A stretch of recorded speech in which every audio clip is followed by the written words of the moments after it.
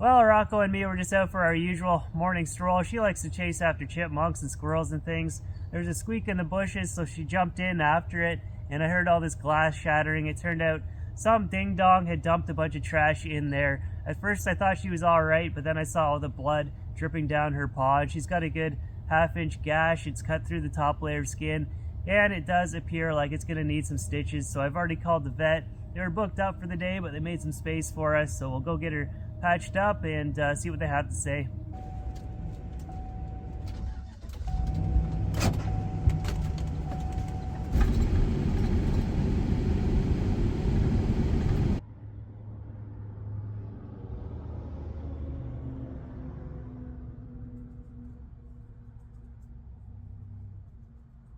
Rocco, you're looking pretty out of it, buddy. Normally you're a ping pong ball and they've converted you into a potato, but they do a good job there. I'm really glad they took her in. We just have to figure out what to do next. This is going to be a really hard video to make. What can I do if I can't take Rocco for a big mountain summit? I'm going to have to use my brain on this one, dust off that old creativity muscle. But you know, maybe I still can go for a mountain summit if I carry Rocco. She only weighs 13 pounds. I think it can be done. Yeah. One thing that has really been annoying me lately is this induction drawer keeps sliding open when I drive. It used to stay closed on its own because these sliders have the self-closing mechanism built in, but just like from all the back roads that I drive, they finally shattered, so I just temporarily put this little dongle on here, but I have to manually set it every time, so I forget to do it a lot, and also I think it just like vibrates up out of the way sometimes, so I need something that's going to automatically grab it when I close the drawer. So I just picked up this little latch this morning, and I'll try to rig that up later today, and hopefully that does the trick. We've gotten into some rainy weather, so at least Rocco has picked a good time to get injured, and we can just take it easy for a bit.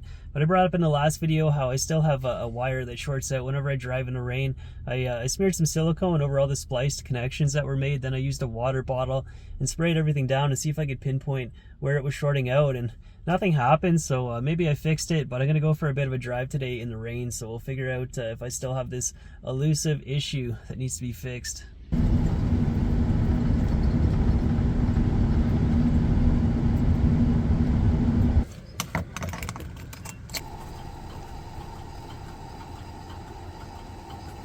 Yeah, so far so good. Normally when I drive in rainy weather like this, after 20 minutes, the ABS light will come on and it'll say service traction control. So maybe this plaguing issue is finally behind us. But today I'm going to head out the White River FSR. I'm going back to Mount Harrison from the beginning of the last video. I'd like to do some work widening that access road and also do a complete overhaul on the hiking trail up there.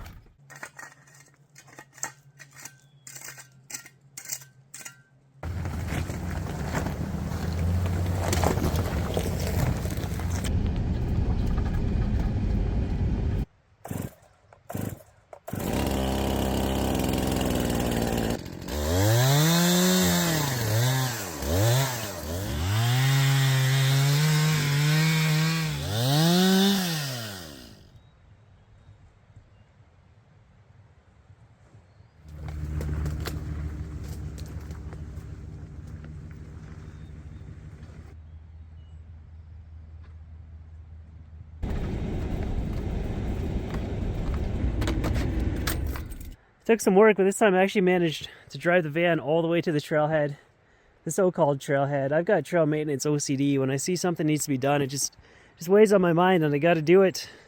I was going to do it when I was here last, but it got all rainy, so I left. I mean, it's really hard to tell, but this is where the trail begins. We got lost, and we went up that way first, and I heard someone in the comment section say they went up a completely different mountain instead. I noticed they built a road much closer to the other side. Be a shorter hike, but I think it'd be a miserable hike because you'd be going straight up this scree treadmill. So I think this trail remains relevant. People also come out here to do the North Face Couloir route as well. But as you can tell, it's completely gone. There's nothing left of it. Needs a complete do-over, and now's a good time to take on a project since Rocco is injured. So we'll spend a couple days just making this new again.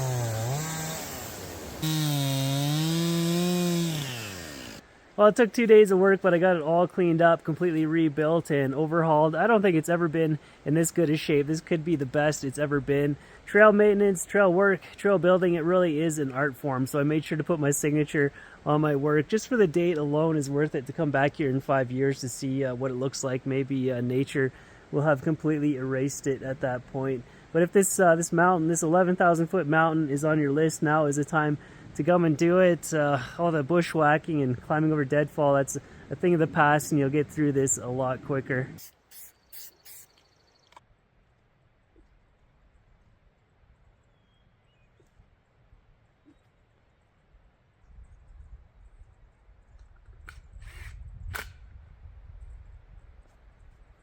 Rocco's mostly been hanging out in the van as I'm doing the trail maintenance, but she's doing all right. Her original bandage got wet and fell off, so I had to rig up a new one with a napkin and some masking tape.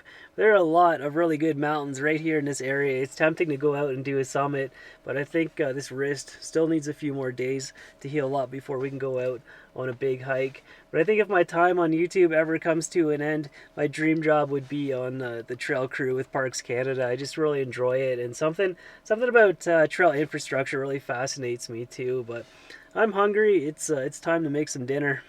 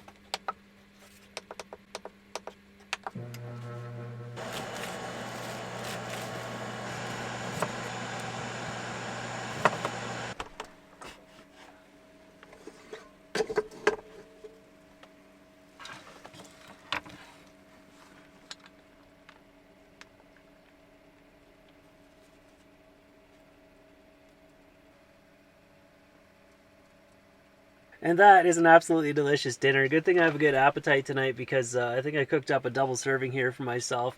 So I purposely saved this meal to the last thing I did. This is going to be my third night here, and up till this point I used 70 amp hour off the battery, and cooking this just bumped it up to 130, so a whopping 60 amp hour just for this one meal.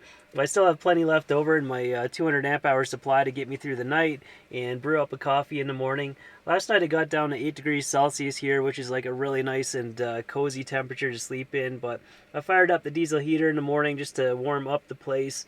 But I'm going to finish up my dinner, then maybe we can see if I can hook up that latch on the induction drawer to make it stay closed.